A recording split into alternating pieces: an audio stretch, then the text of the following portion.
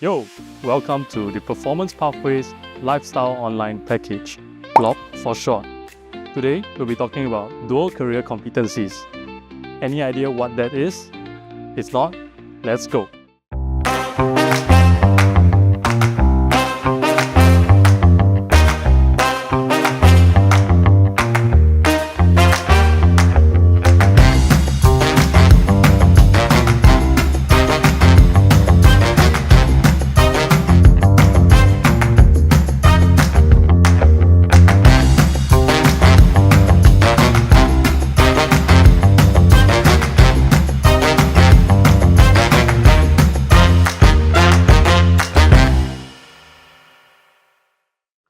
So, our topic for today is dual career competencies.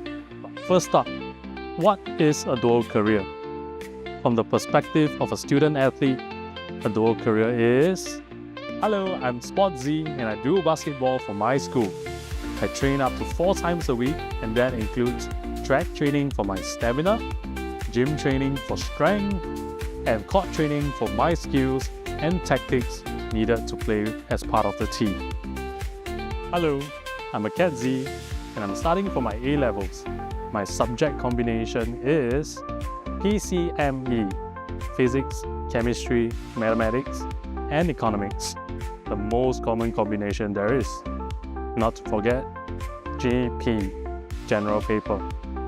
I have to juggle my time between all these subjects so that I can do well and score a good grade for my A-levels. Yup, and that's what having a dual career is about. What Sport Z and the Cat Z is going through, except now you are balancing both at the same time. Do you still remember the 5 levels of transitions? Basically, a dual career focuses on 2 of those levels, your academic and your athletic level. Now, based on these 2 levels, can you guess what dual career competencies are? Okay, let's spare you the suspense. Dual career competencies are defined as all the skills, knowledge, and attitudes student athletes can have to help them adjust their educational developments with their sport careers. So what will that look like?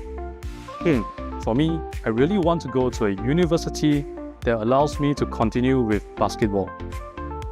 I wonder which university allows me to continue my many trainings and still complete my education at the same time.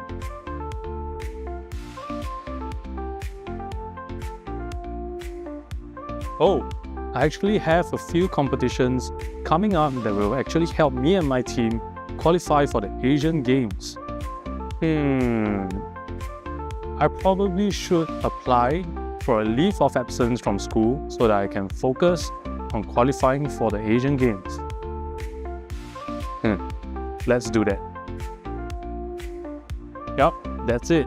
Sport Z had the right attitude to want to find out more about the different sport-friendly universities out there that can help him to train at a high level while pursuing his education. As for Cat Z, well, he knows that he has a few major competitions coming up that can help him to qualify for the Asian Games. As such, he has taken the necessary action of applying for a leave of absence so that he can focus on these competitions. This shows that Cat Z actually have the necessary knowledge to take the correct steps to help him be successful in his journey as a student athlete. Are the things that I just described something you will do or think of? Well, if so, you are on the right track to becoming dual career competent. Now, being dual career competent also means that some of you might already have your own unique strategies that help you tackle the demands of both your education and your sport. And these strategies are the ones that go a long way to help you balance your dual career. And we have a very prime example of that. Now, let us take a look at Dr. Ang Chen Xiang as he shared his strategy during his time as a student athlete. The ultimatum he gave me. Can I ask you, what was that feeling as you had that conversation and that ultimatum given to you? Yeah, I mean, my heart sank for sure because J2 was a World Juniors. Okay. Yeah, so I really want to go for that. And that was like the big one on my radar. And of course, there's national schools, right? So I was like, okay, I'll study hard. So holidays were November, December, and so I just studied every day. Yeah, it will be morning training during the holidays. No, holiday was in December, yeah, 1 month. So morning training and then study after that. Okay. And just like that for the whole month. When you say after that, like how long are you talking about? The whole day. Right. Yeah. After lunch, After lunch, you study. you are sitting Then- there at your desk, Yeah. doing your work, revising. Exactly. Catching up on all the previous months of Okay. missed classes. So you're telling me you spend 3-4 hours in the morning going to training, then you dedicated easily another 7-8 hours? Probably hitting the something like that. books? Yeah. Okay. Minimally 6. Yeah. Okay. And you were doing this Every day for the whole month. Every day for the whole Yeah. month. Okay.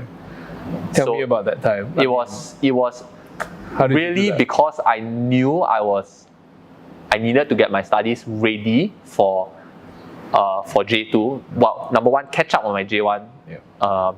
classes and topics that I missed, and prepare for J2. Because if I was going to go and compete overseas again, that same strategy which had failed me, at least in terms of expectations, Okay.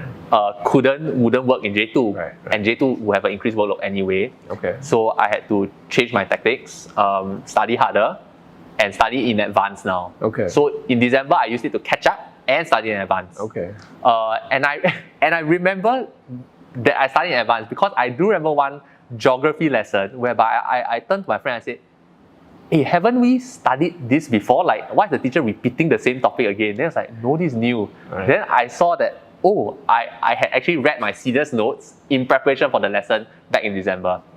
Yeah. Right. Okay. So I remember studying in advance so that when the time came for school and when I went to compete, I would be ready. Okay. Yeah. Is that something you do as well? If not, what are some of the other strategies you have that help you balance the demands of work, or your studies, and your sport? Write them down. Now, did you know that there's a dual career competency checklist out there for you to find out more about how good you are in the different areas of being dual career competent? Scan the QR code that I will whip out later in your own free time. Do the checklist so that you understand how good you are at being dual career competent. Now,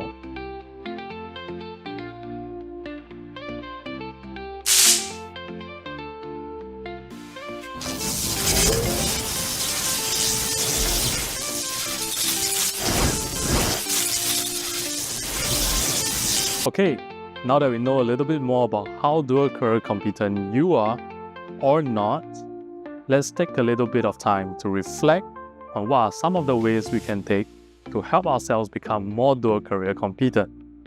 And if you're already acing this, keep up the good work and find ways to sustain your excellent behavior. With that, we have come to the end of today's episode on dual career competencies. We hope that you have learned something from today, and we'll see you next time.